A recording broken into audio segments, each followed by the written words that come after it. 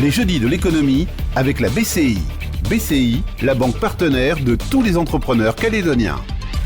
Bonjour à tous et bienvenue dans les jeudis de l'économie Radio Rythme Bleu. Que pèse la filière audiovisuelle en Calédonie? Quelles sont ses forces et ses faiblesses?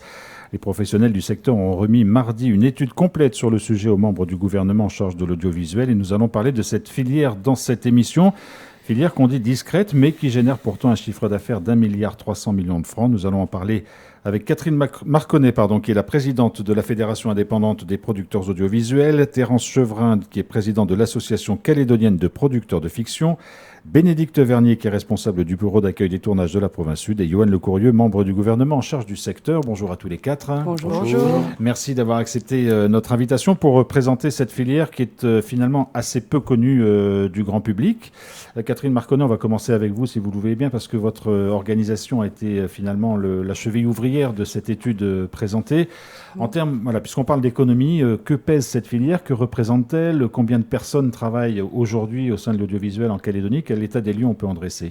Alors, c'était justement vraiment l'objet de cette étude, c'était de dresser un état des lieux pour qu'elle soit connue, parce qu'effectivement, comme vous dites, elle est assez discrète. En plus, c'est assez difficile à évaluer, puisqu'on connaît les télévisions, on connaît les radios. En fait, c'est toute la filière qui travaille en dehors des télévisions et des radios, donc qui fait ce qu'on appelle des contenus. Et donc en gros, on a estimé, alors c'est un travail de fourmi notamment avec le bureau d'accueil des tournages, mais on estime aujourd'hui à environ 165-200 équivalents temps plein qui travaillent dans cette filière, donc c'est pas énorme, mais c'est quand même quelque chose. Donc, on a aussi estimé un peu les retombées économiques qu'a cette filière, puisque, je vous le rappelle, quand on fait un film, il y a d'abord énormément de compétences qui sont impliquées, qui vont du réalisateur, producteur, caméraman, ingénieur du son, jusqu'à la post-production. Et puis aussi, il y a aussi des dépenses qui retombent économiquement sur le territoire par ce qu'on appelle par exemple des dépenses de transport, de régie, de logistique, etc. Il y en a beaucoup, la fiction particulièrement peut en épeler un certain nombre.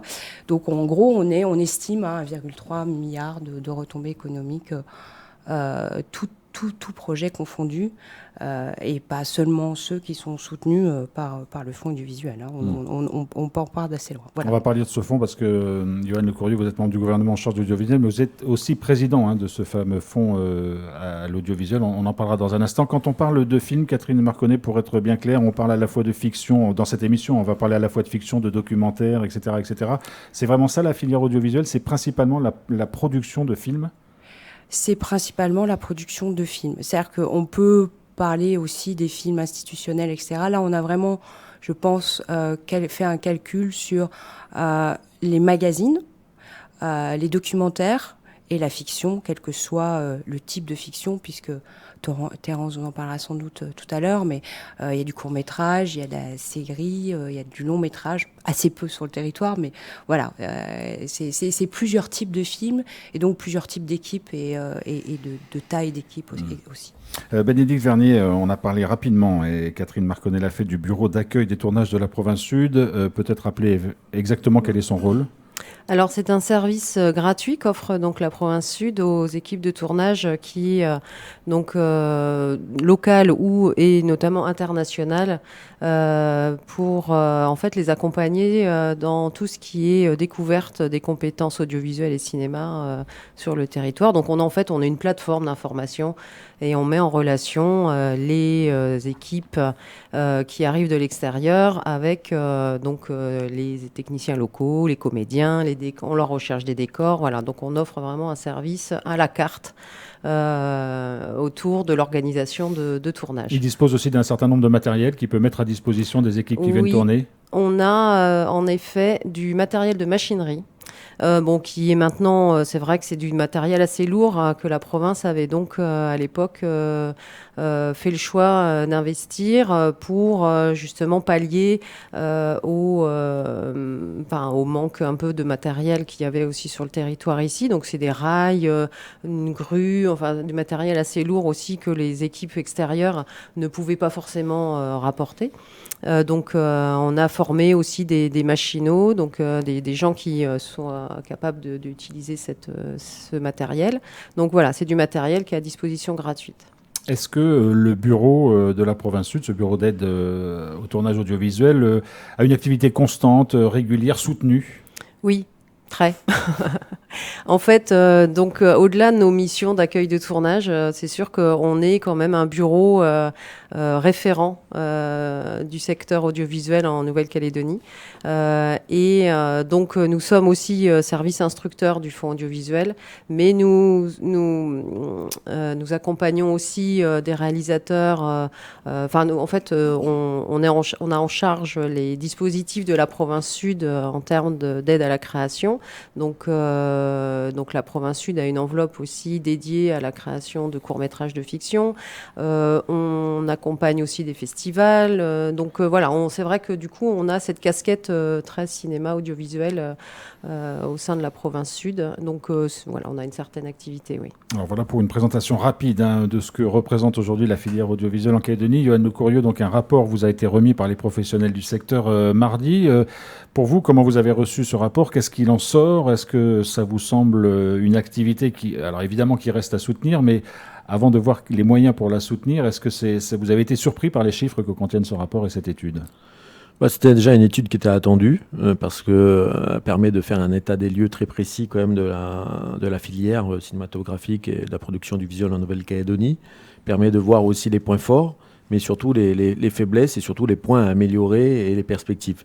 Au niveau des chiffres, on s'aperçoit que ça a permis d'indiquer, je veux dire très précisément, que c'est une filière qui est porteuse quand même, qui a des retombées économiques pour la Nouvelle-Calédonie. Et comme l'a dit Catherine, il ne faut pas regarder que les retombées économiques directes, parce que la production audiovisuelle, elle est aussi indirectement pour promouvoir la Nouvelle-Calédonie. Et donc, on a beaucoup de retombées indirectes.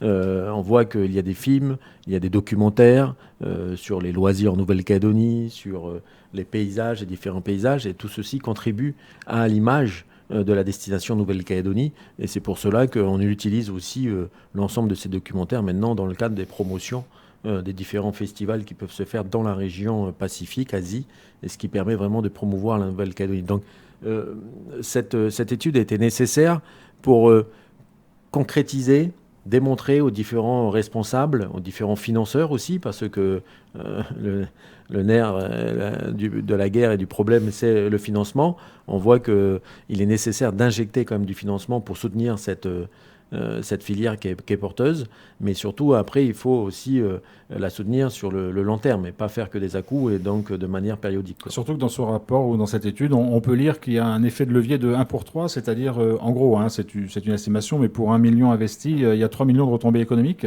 En gros, c'est le chiffre qui ressort de l'étude. Et ce qui voit que depuis que le fonds audiovisuel, depuis 2017, existe, et depuis 2017, il a à peu près financé pour 800 millions de projets. Et on voit que ça a rapporté plus de 2 milliards 400 millions peut-être. Et comme je dis souvent, en direct, sans compter l'indirect, ce qui donne vraiment un pouvoir à cette filière.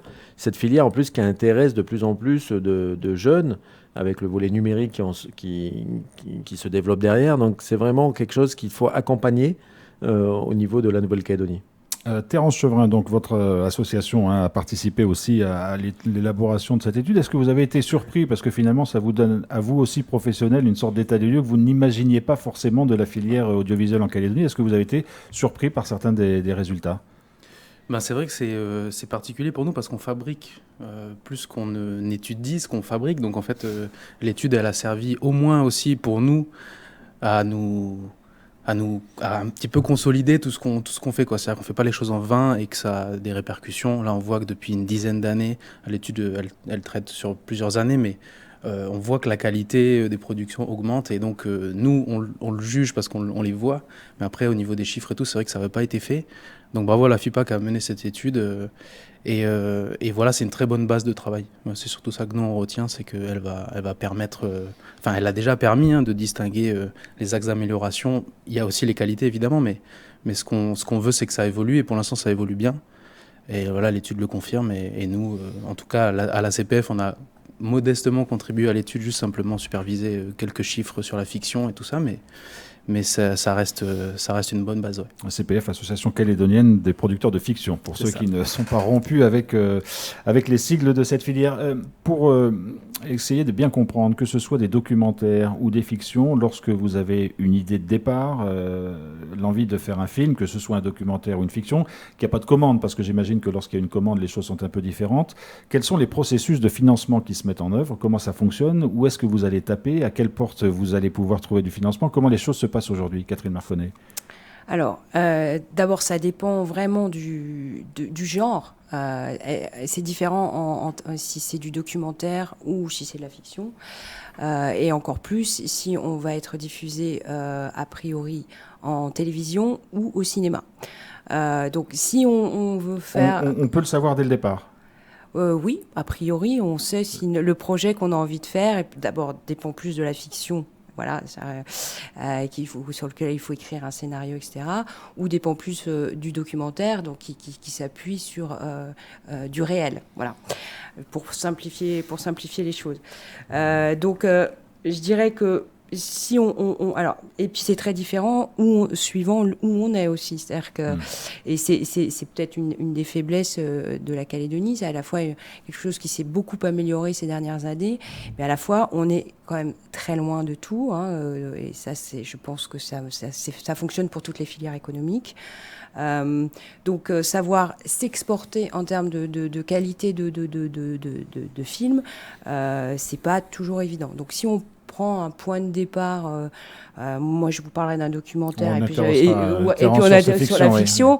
En fait, un réalisateur a une idée, par exemple, ou un auteur ou un réalisateur va ou pas l'apporter un producteur. Ils vont ensemble développer cette idée, parce que ça commence d'abord par un dossier écrit, et de plus en plus exigeant. C'est-à-dire que le fonds de soutien auquel on présente ces dossiers est de plus en plus exigeant, et c'est très bien comme ça. À partir de là, on va porter ce projet devant une chaîne qui va ou pas essayer de nous financer une partie. Et ce financement est le sésame, ce début de financement est le sésame pour aller chercher des financements soutiens, complémentaires. Des financements complémentaires. Voilà. À partir du moment où mais sans engagement d'un diffuseur, c'est très difficile de réaliser une production, notamment un documentaire. Oui, c'est très très difficile. Je parle encore quand on passe par la télévision. Sinon, de toute façon, c'est un engagement d'un distributeur. Il y a toujours un engagement qui permet de devoir porter son film, même devant le CNC, par exemple, le Centre national de la cinématographie en métropole. Ce sont des dossiers très très conséquents et qui demandent de toute façon, dans la plupart des cas, un engagement. Voilà. Donc, en gros, c'est comme ça que ça marche pour de l'audiovisuel, pour de la télévision, que ce soit en documentaire et en magazine. Cette étape-là est déjà très très longue en termes de recherche et d'écriture. C'est-à-dire que sur un dossier de documentaire, Bénédicte en reçoit suffisamment, mais il peut y avoir une 50aine de pages avant même de savoir si le dossier sera retenu. Et entre le début de l'idée et le début du tournage, il peut s'écouler plus d'un an. Oh oui, on en connaît qui vont beaucoup plus que ça. Prenons l'exemple maintenant de la fiction. Terence Chevrin, vous êtes réalisateur, on le rappelle, on vous doit notamment The Rob Mission, qui est peut-être l'une de vos productions les plus emblématiques. Oui. Voilà, comment vous avez fait à partir de cette idée, quand il faut monter un projet comme ça, comment économiquement vous avez bouclé votre affaire ? En fait, le cas de The Rob Mission, il est un peu particulier parce que j'avais envie de parler de mon pays et de sa situation référendaire, on va dire, vite. Donc, j'ai pas fait un circuit de financement classique. Classique. J'ai pris tout ce que je pouvais en Nouvelle-Calédonie, puis j'ai vite fabriqué. Alors, ça a mis des complications dans ma société, mais toujours est-il que voilà, il y a plusieurs manières d'envisager le financement de son projet. On peut tout à fait faire les choses de manière autonome aussi, sans passer par des subventions ou quoi. Mais on observe aussi que les projets sont de moins bonne qualité, c'est hyper évident. Mais il faut fabriquer pour s'en rendre compte. Et donc après, voilà, il y a soit on ne fait qu'avec la Nouvelle-Calédonie et l'impact de diffusion sera limité. Et le mieux pour nous encore aujourd'hui, ce serait de réussir à solliciter le CNC, donc le Centre national de la cinématographie. C'est très difficile pour les fictions parce que c'est une grosse jungle en gros et on n'a pas tout à fait les armes aujourd'hui pour réussir à passer au travers et de l'écrémage et tout ça. Donc voilà, on bosse, on continue de proposer des projets de qualité qui nous servent aussi dans notre CV, on va dire. Et voilà, l'avantage, je trouve, en Nouvelle-Calédonie, c'est que depuis 2017 existe le fonds de soutien qui est donc qui regroupe toutes les sources de financement possibles. Il faut dire qu'auparavant, on devait solliciter chaque institution, chaque chaîne, etc. Là, c'est un comité et c'est collégial, tout le monde échange sur les projets. Et je trouve que pour les productions, c'est très pratique. Je pense que ça nous a fait gagner des mois et des mois, en fait, à chaque fois, sur les projets, d'avoir ce fonds-là, quoi. Alors, peut-être, je ne sais pas si vous voulez répondre à la question, mais je vous la pose quand même. Pour avoir un ordre d'idée, un film comme The Rob Mission, c'est un budget de combien ? Oui, moi je suis transparent parce que c'est de l'argent public aussi, il ne faut pas l'oublier. The Rob Mission, c'est un budget Enfin, le film a coûté 12 millions. Et, pour la fabrication ? Pour la fabrication totale. Donc j'ai eu la moitié de ce budget-là qui a été fourni par le fonds audiovisuel. Il y a 20% qui est le diffuseur, Canal+, et après le reste, c'est ma société. Et combien de personnes ont travaillé sur ce film ? J'ai un peu moins les chiffres en tête qu'à l'époque, mais en gros, c'est, je pense, 25 personnes.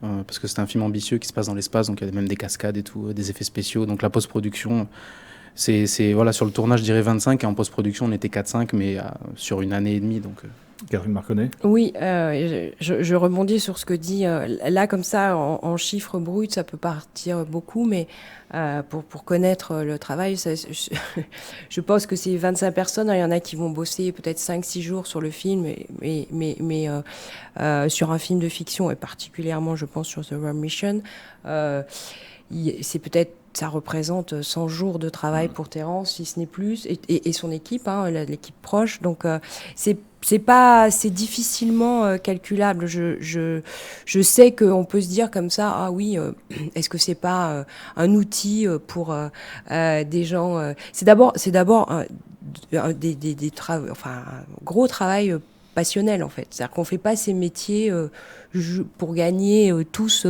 énormément d'argent. Contrairement à l'image des producteurs qu'on a, on roule pas en Porsche et on n'a pas des gros cigares. Enfin, je crois pas. Non, ce cliché, je le comprends pas. C'est peut-être pour la musique. Mais c'est Hollywood, ça. On le doit à Hollywood, mais voilà. Mais en revanche,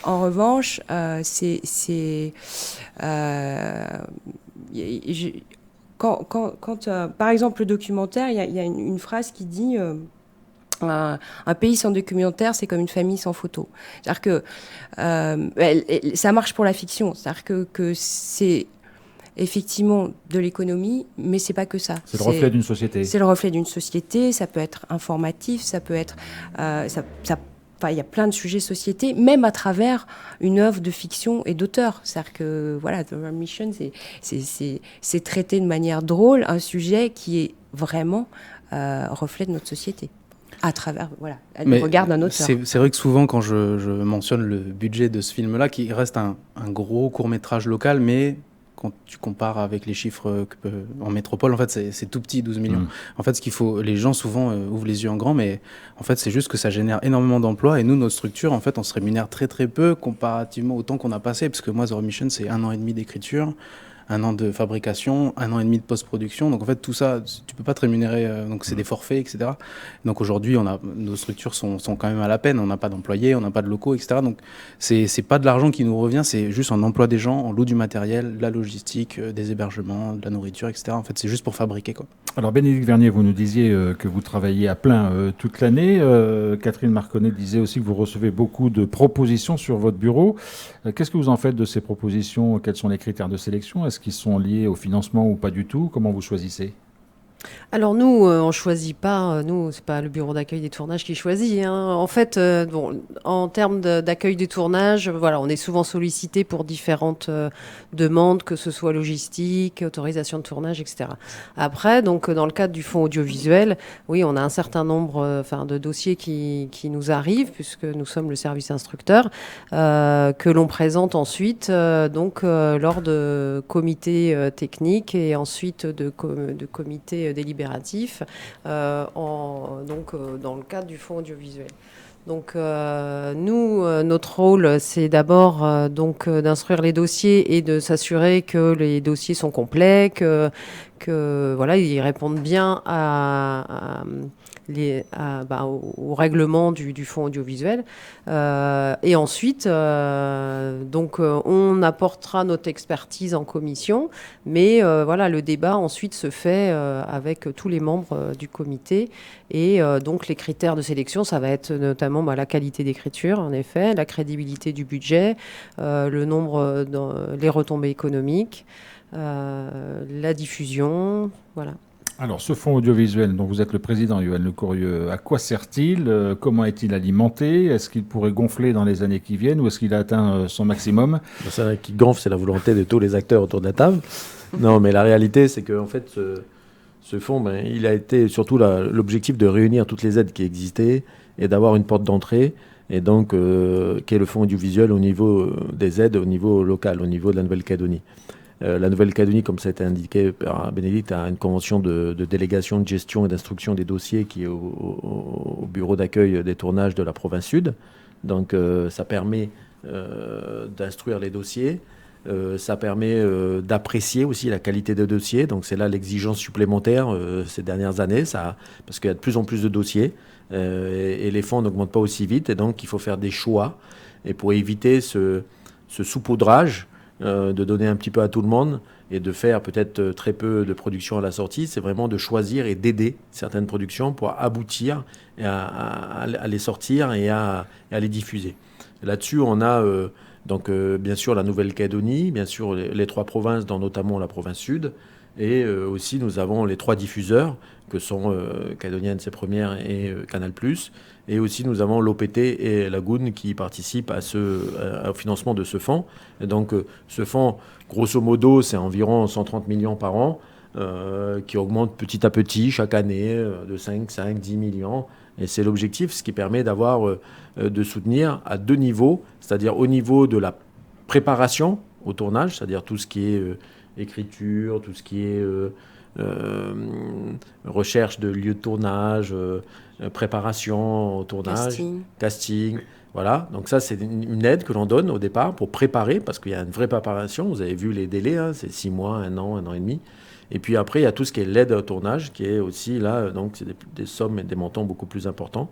Donc le fonds permet cette production. Mais aussi le fonds il est là aussi pour rechercher, comme je disais tout à l'heure, de construire un fonds audiovisuel pour la Nouvelle-Calédonie. Parce que ça a été dit par Catherine, un pays a besoin d'avoir ce patrimoine, a besoin à travers les sujets traités, de construire son patrimoine. Donc il est intéressant, à travers que ce soit les documentaires, que ce soit les magazines, que ce soit la fiction, parce qu'on peut faire de la fiction qui est proche de la réalité politique, Rob Mission, ou alors aussi faire des clips, parce qu'on aide aussi la réalisation de vrais clips bien construits. On a eu de très beaux dernièrement, qui s'exportent. On a passé un dernièrement à la semaine de la francophonie à Singapour. Il y avait dans les courts-métrages présentés, dans les 8 courts-métrages, il y avait un clip. Donc ça permet vraiment de tirer vers le haut et d'amener de la qualité. Donc c'est vraiment cet objectif du fonds. Le fonds, donc, lui, son objectif, c'est de pérenniser ce financement, voire de le développer, soit avec l'aide des collectivités, soit des partenaires extérieurs, soit aussi peut-être avec la mise en place de fiscalité qui abonde ce fonds de manière pérenne. Et donc, on ne se pose plus la question d'une année sur l'autre si on a le même montant ou pas le même montant, mais vraiment qu'il y a une fiscalité qui vient abonder. Actuellement, sur le bureau du Congrès se déroule un texte sur la copie privée qui pourrait abonder aussi l'audiovisuel, parce que l'audiovisuel il y a les artistes, il y a les artistes musiciens, les artistes, autres artistes, mais il y a aussi l'audiovisuel qui pourrait être abordé par cette notion de copie privée qui est abordée actuellement par un texte déposé par un élu du Congrès. Alors vous l'avez rappelé, Catherine Marconnet et Terence Chevrin, les producteurs, les réalisateurs, que ce soit de films ou de documentaires, sont pas des financiers a priori, sont des gens qui vivent leur passion, qui ont envie d'exprimer des idées, de faire des photographies de la société à un instant T. Est-ce que vous êtes rassuré par finalement la mise en place des outils techniques qui sont en train de se mettre en place, techniques et financiers comme ce fonds? Est-ce que c'est déjà quelque chose de rassurant et est-ce que vous pensez qu'aujourd'hui on est sur la bonne voie pour pérenniser la filière sur ce point-là? Alors, je dirais que ce qui est très rassurant, c'est l'évolution qu'il y a eu quand même dans cette filière depuis 20 ans. L'étude le résume assez bien, c'est-à-dire que on est parti de pas grand-chose et donc du coup c'est une vraie structuration qui s'est mise en place et effectivement le fonds de soutien a assis tout ce travail qui a été fait en amont. Et donc oui, ça c'est rassurant, etc. Aujourd'hui, on a vu avec certains ce qui s'est passé politiquement ces dernières années, à un moment l'absence de gouvernement dit pas de commission, pas de fonds. Donc du coup, c'est une filière qui s'effondre. Qui végète au moins. Et donc voilà, aujourd'hui. Une des préconisations, c'est de pérenniser ce fonds pour que cette filière continue de s'améliorer, parce que il y a encore du travail, d'un point de vue aussi de la compétence des jeunes qui travaillent avec nous, et puis des jeunes et des moins jeunes, on s'améliore tous un peu tous les jours, des formations, de l'unification de la filière. Enfin voilà, il y a encore beaucoup de choses à mener pour exister encore plus et peut-être représenter encore mieux ce qu'est la Calédonie en dehors de la Calédonie.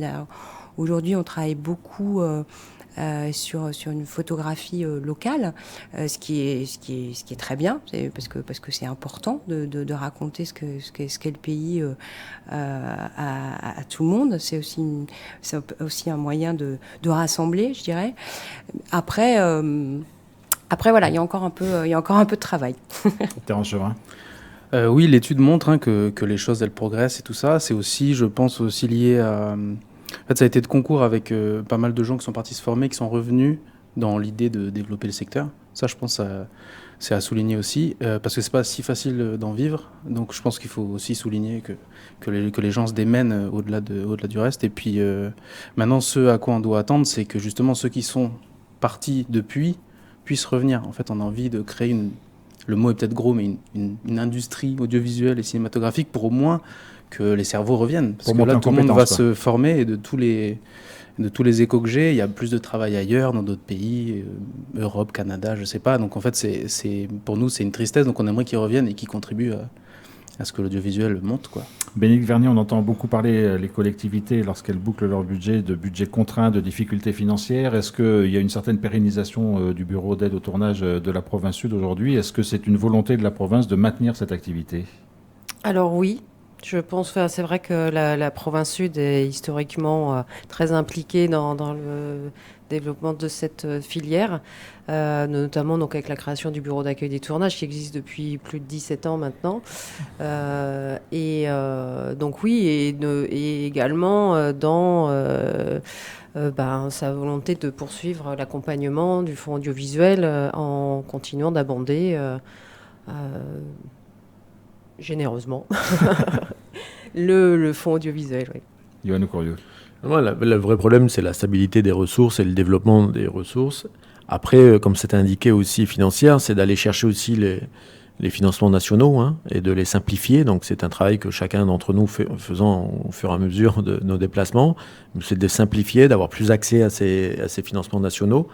Et puis surtout, c'est aussi, faut pas oublier, parce que c'est bien de se regarder, c'est bien de se filmer, mais c'est bien aussi d'accueillir des tournages, parce que ça va monter en compétence les équipes techniques, ça va monter l'équipement, ça va monter le regard sur la Nouvelle-Calédonie, et donc ça peut attirer des jeunes qui partent se former, qui reviennent et qui disent il y a plus de travail ailleurs, et donc il faut faire venir aussi des tournages. Donc là-dessus, la Calédonie elle a pris du retard par rapport à son environnement, que ce soit les Polynésiens, les Fidjiens, d'autres territoires autour de nous. Et il est important de faire revenir de grands tournages, que ce soit d'émissions, de magazines, de films, pourquoi pas, parce qu'on a des paysages aussi riches, voire plus beaux que toutes les autres régions du Pacifique, parce que la Calédonie a cette diversité du paysage qui peut être vraiment appréciée. Sauf que ce n'est pas culturel, on n'a pas cette qualité de se vendre à l'extérieur, de vendre les paysages de la Nouvelle-Calédonie.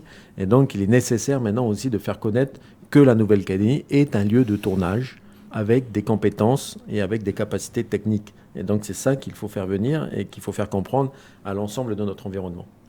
Merci beaucoup à tous les quatre d'être venus nous présenter un peu plus concrètement cette filière audiovisuelle dont on disait tout à l'heure qu'elle était discrète mais qu'elle était très, très active.